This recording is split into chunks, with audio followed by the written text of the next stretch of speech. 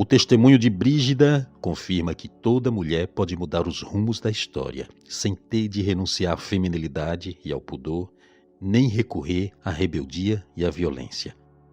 Brígida nasceu na Suécia, mas foi declarada copadroeira da Europa em 1999 pelo Papa São João Paulo II. Mas para receber tamanha honra, essa mulher deve ter sido, no mínimo, alguém excepcional. Ela viveu no século XIV e o que mais nos impressiona em sua história é que a sua mensagem é tão moderna e atual quanto era em sua época. Naquele período, a Europa estava profundamente marcada pelo secularismo, pelo materialismo e também pelo ódio. Hoje, mais do que nunca, existe a necessidade de viver a mensagem de Santa Brígida, que nos chama principalmente à conversão e à paz. Hoje esse apelo também ultrapassa as fronteiras globais, alcança todos os povos do planeta e traz uma esperança renovada ao coração que deseja a verdade. E entre outras tantas virtudes, Brígida também tinha o dom da profecia. Suas revelações foram escritas por ela mesma na língua sueca e, mais tarde, elas foram traduzidas para o latim, formando grandes volumes de valor inestimável. Estas obras ainda hoje são consultadas por teólogos, historiadores e fiéis de forma geral como preciosa fonte histórica. Mulher, esposa, mãe de 8 filhos, dona de casa. Afinal de contas, quem era realmente essa mulher tão moderna e tão importante na história da Igreja?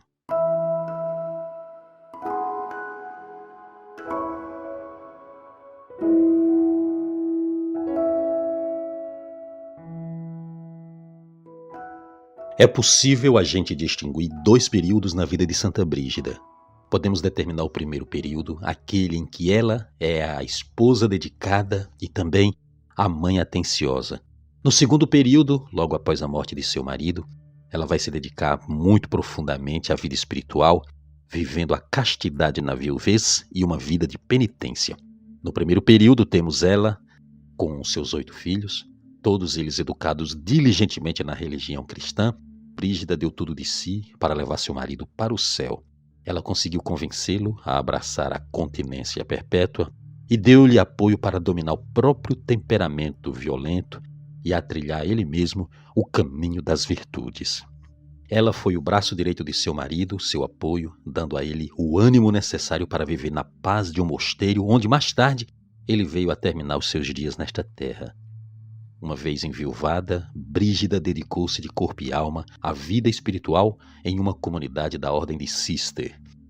Brígida teve uma vida longa e intensa. Ela soube aproveitar cada minuto de sua respiração e esse sentido de urgência vai fazer com que ela progrida cada dia mais no caminho espiritual. Ela nasceu princesa no castelo de Finstad, na Suécia, no ano de 1303. Seu pai era o rei daquela próspera nação e, na altura do seu nascimento, a Suécia já fazia 3 séculos que havia adotado a fé cristã com um intenso entusiasmo. É claro que, vivendo em um ambiente assim, a menina Brígida iria ter grande gosto pelas obras de caridade. Conta-se que até os seus 3 anos de idade a pequena Brígida ainda não conseguia falar. Certo dia, e de forma repentina, ela falou com impressionante facilidade e desenvoltura que causou grande assombro em toda a corte. Aos 7 anos de idade, teve sua primeira experiência mística que foi conhecida e registrada. Ela viu Nossa Senhora, que, sorrindo, colocou uma majestosa coroa sobre sua cabeça. Aos 10 anos, depois de ouvir um sermão na igreja local sobre a paixão de Cristo, a menina ficou muito impressionada com as crueldades e com os terríveis sofrimentos que foram infligidos a Jesus. Alguns dias depois ela teve outra visão, onde Cristo aparecia pregado na cruz, com o corpo todo coberto de chagas, e ali o Salvador lhe teria dito estas palavras: "Olha em que estado me encontro, minha filha." E ela perguntou: "Jesus, quem te fez isso?" Ao que o Senhor respondeu: "Aqueles que me ofendem e não querem o meu amor."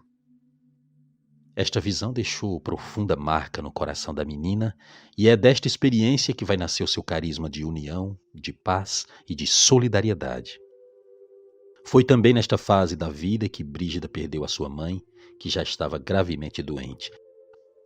Mais tarde, quando ela completou 14 anos, seu pai ordenou que ela se casasse com Uif, o jovem príncipe da Nécia.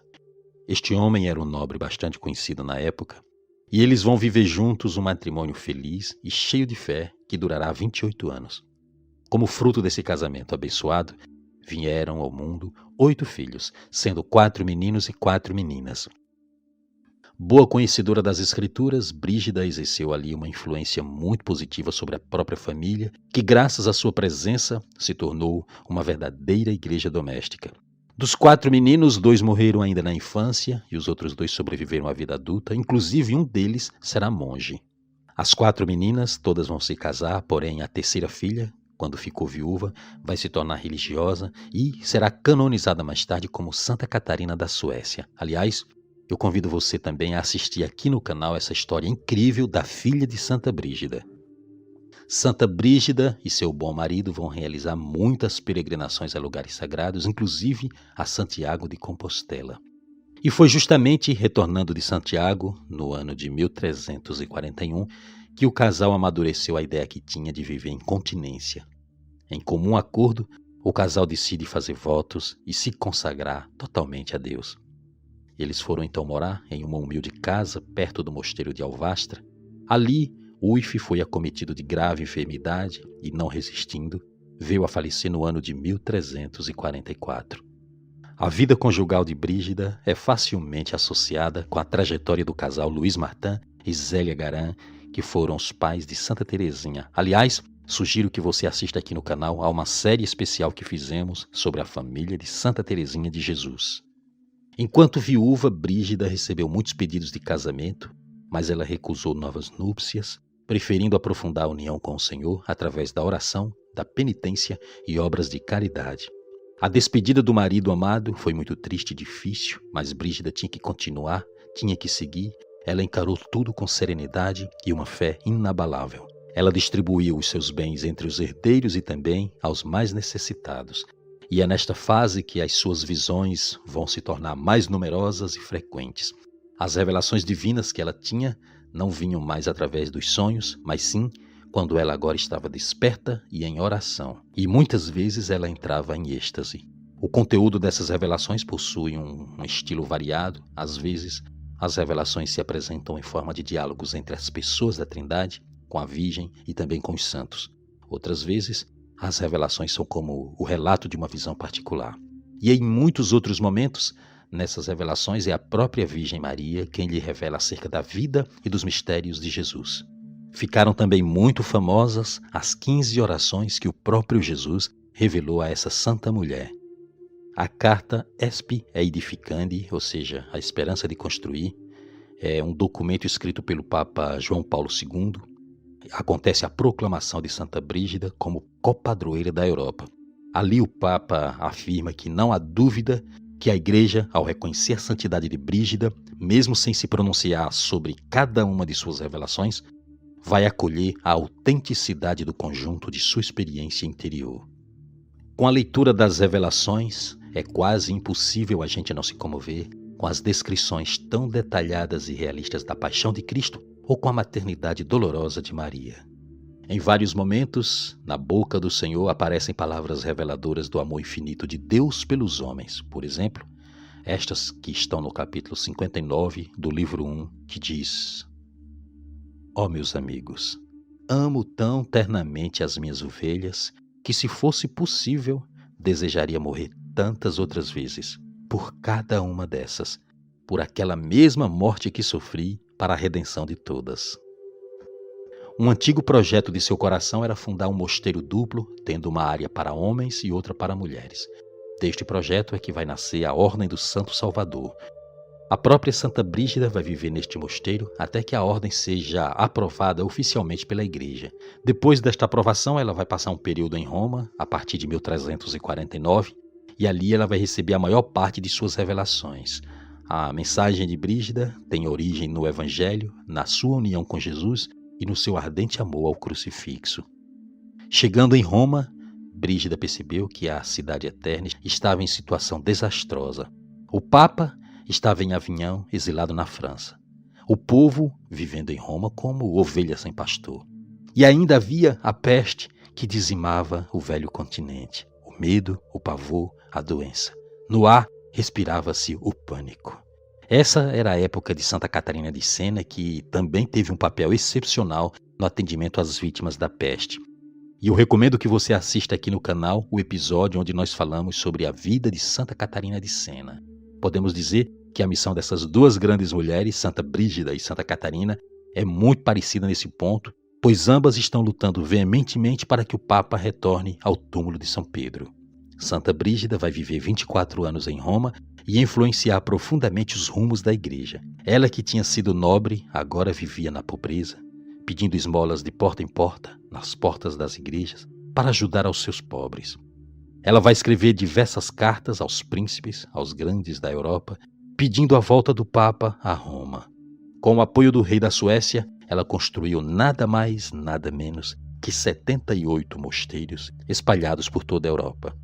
Finalmente, ela realizou seu maior desejo, que era conhecer a Terra Santa. Ela tinha 71 anos de idade e percebeu que as forças físicas começavam a falhar. Mas, tão logo chegou em Jerusalém, ela adoeceu gravemente e teve que voltar às pressas para Roma. Em 1373, Brígida encerrou sua jornada terrena e foi sepultada ali mesmo, na igreja de São Lourenço. Mais tarde, seu corpo foi trasladado para a Suécia, como era o desejo de seu coração.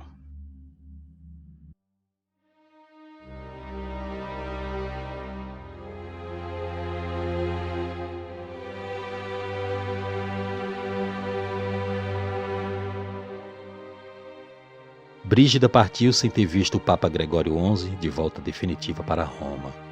O local onde ela morou na cidade de Roma foi transformado numa bela igreja dedicada a ela, situada na Praça Farnese. Esse edifício, conhecido como a Casa de Santa Brígida, contém um templo, um convento e um albergue para peregrinos. Em 1391, Brígida foi canonizada por Bonifácio IX e elevada à categoria de padroeira da Suécia e copatrona da Europa. Seu processo de canonização começou em 1377 e terminou em 1391.